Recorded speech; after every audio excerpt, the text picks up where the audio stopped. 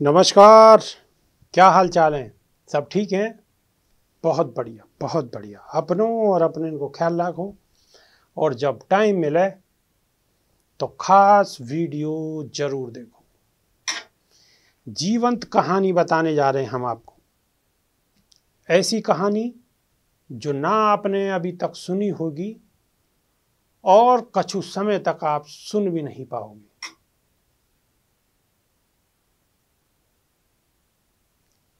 शुरू करें। औरत को अपनी जगह नहीं भूलनी चाहिए। अगर दलित हो तो बिल्कुल नहीं।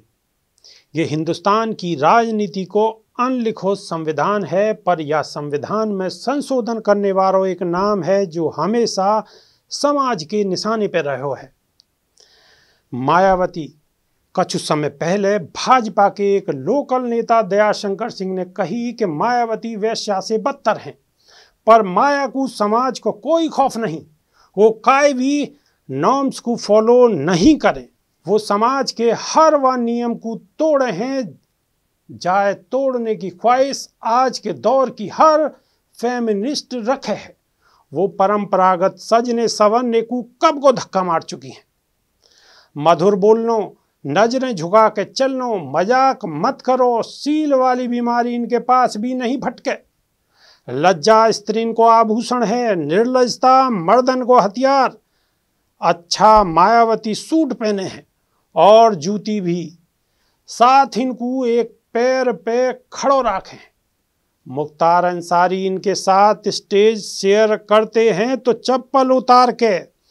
माया ने समाज के नियमन के विपरीत शादी नहीं करी, बच्चे पैदा नहीं करे, परिवार नहीं बसायो, पर यूपी में परिवार विहीन होनो तो शास्त्रन के हिसाब से पाप की कैटेगरी में आवे है।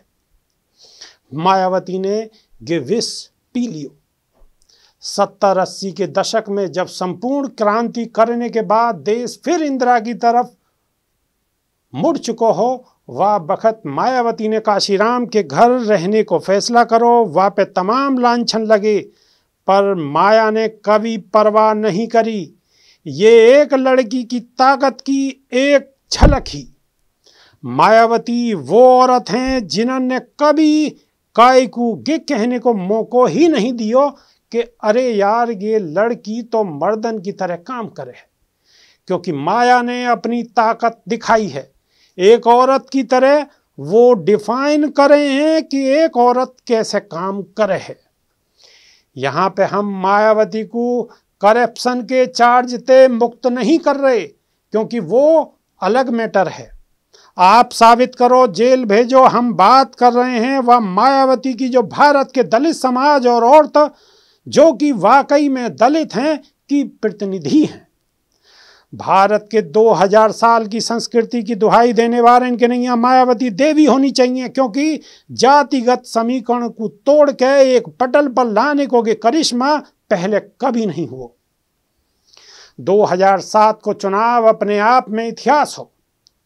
बसपा मैनिफेस्टो जारी नहीं करे, मायावती खुद एक घोषणा पत्र हैं, खुद एजेंडा हैं, भारत के इतिहास की सबसे बड़ी जादूगरनी।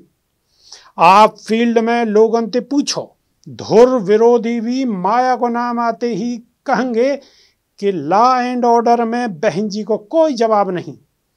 पर लगे हाथ ये आरोप लगा में है कि मायावती ने पत्थर की सरकार चलाई ही। पर क्या ये अद्भुत नहीं लगे कि एक औरत भारत के यूपी में अपनी प्रतिमा को अनावरण करे हैं। हजारों सालन की भावनाएं, संस्कृति, दोगलापन और हर परंपरा से लड़के ये चीज हुई ही। खुद मायावती ने कभी नहीं सोचो होगा कि ये घटना का तरह ते प्रतिनिधित्व करें। यहाँ बात नेतान की नहीं है, बात है एक औरत की। आज तक कितनी औरतन की प्रतिमाएं बनी हैं। अगर कस्तूरबा और सावित्रीबाई फूले याद नहीं तो इंदिरा गांधी याद होंगी। अगर इमरजेंसी ते परहेज है तो कम से कम या बात को मान ही लेते हैं कि भारत की एक लड़की ने सबको राजनीति सिखा दी। अगर मायावती प्रतिमा को अनावरण नहीं करे तो कौन कर दो। ये प्रतीक है मर्दन की दास्तां ते मुक्ति को। गांधी जी ने नमक बना के मिसाइल नहीं चलाई। अंग्रेज हंस रहे, चीन में टैंक के सामने खड़ो गो आदमी जाने हो कि क्या हो गो कछु नहीं कर सके, पर वाह को खड़ो होनो विद्रोह को परिचालक बन गयो। मायावती की मूर्तियां वह विरोध की परिचालक नहीं है। आप नहीं करेंगे तो कुछ ले हुओ इंसान आगे बढ़ेगो और खुद कर लेगो। बातें आपकी अनुमति को इंतजार नहीं है। अगर ये बात जाननी है तो उन लोगों से पूछो जिनको नोएडा में काशीराम योजना में घर मिलो है, जो रोड पे सोने के अलावा कछु और नहीं कर सके है। औरत वोट बैंक तो है में ना है, लेकिन माया की कमजोरी है। दुखद ये है कि मायावती औरत की नफरत को पात्र बने हैं। दबी डरी औरतन के लिए मायावती को स्वतंत्र होनो खल जावे है। पर अगर सोचो कि समाज को सबसे दलित वर्ग यानी कि औरतें माया को वोट कर दें तो क्या है जागो। हिंदुस्तान में संपूर्ण क्रांति यहां होगी। माया पैट्रियार्की के ढांचे में फिट नहीं बैठे और हम ये जाने हैं कि पितृसत्ता को चलाने में मर्दन के साथ औरत भी शामिल हैं। लोगन को आश्चर्य होवे है कि औरतें मधुमिता शुक्ला, भवरी देवी, कविता गर्ग के ऊपर कैसे जा सके, जो कि यह व्यवस्था को शिकार बन गई, मरी भी और तोहमत भी साथ ले गई। पर माया ने लड़नो सीखो है। कम लोगन को मालूम होगी कि मायावती ने कांशीराम के रहते फैसले अलग लेने शुरू कर दिए हैं। ये उनको जयललिता और सोनिया गांधी ते अलग बनाने हैं। जया कभी MGR को लांग नहीं पाई, सोनिया गांधी को भी मनमोहन सिंह की जरूरत पड़ी, पर माया खुद पार्टी हैं अहम ब्रह्माष्टमी। 1995 को गेस्ट हाउस कांड याद होगो।